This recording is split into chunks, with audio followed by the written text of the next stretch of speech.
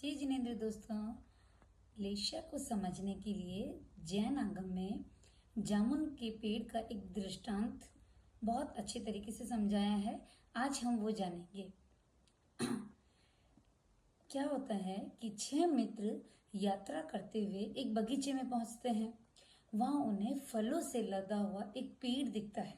जामुन का पेड़ दिखता है जिसमें मीठे मीठे पके पके फल लगे होते हैं। अब जो 6 मित्र है, आज हम इस दृष्टांत के माध्यम से हम जानेंगे 6 के 6 मित्र है, उनकी विचार तरंगे, उनके चित्त और उनके मन में अलग अलग किस प्रकार से विचार उत्पन्न होते हैं।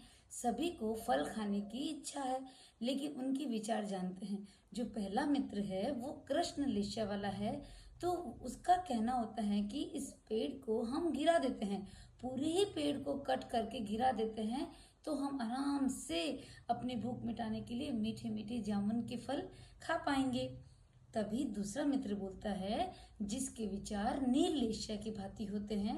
वो बोलता है कि हम पेड़ नहीं गिराते हैं, हम बड़ी बड़ी डालियों को काट लेते हैं, तोड़ लेते हैं, और जिससे कि हमें जामुन खाने को मिलेंगे। तीसरा जो मित्र है, उसके जो विचार है कापोत लेशिया की भांति होते हैं।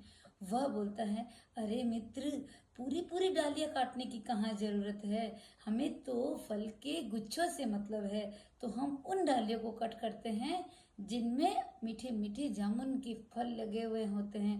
सारी डालियों को काटने की जरूरत नहीं है, सिर्फ हम उन डालियों को ही काट लेते हैं।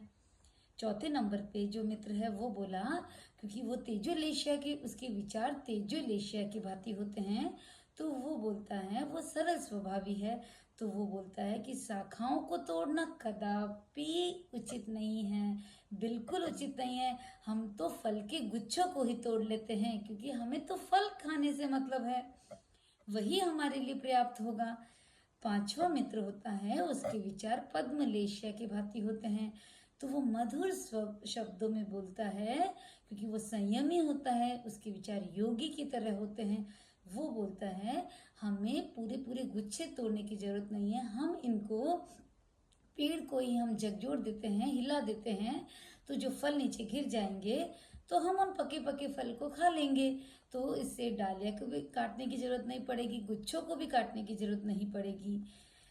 और जो छठा मित्र होता है, जिसके जो विचार होते हैं वो शुक्ल लेशा की भांति होते हैं, वो बोलता है, हमें न तो डालियां काटने की जरूरत है, न पेड़ काटने की जरूरत है, न पके पके गुच्छे काटने की जरूरत है, हम तो नीचे जो फल गिर रहे हुए हैं, पके पके फल, उन्हें ही हम उठा के खा लेते हैं।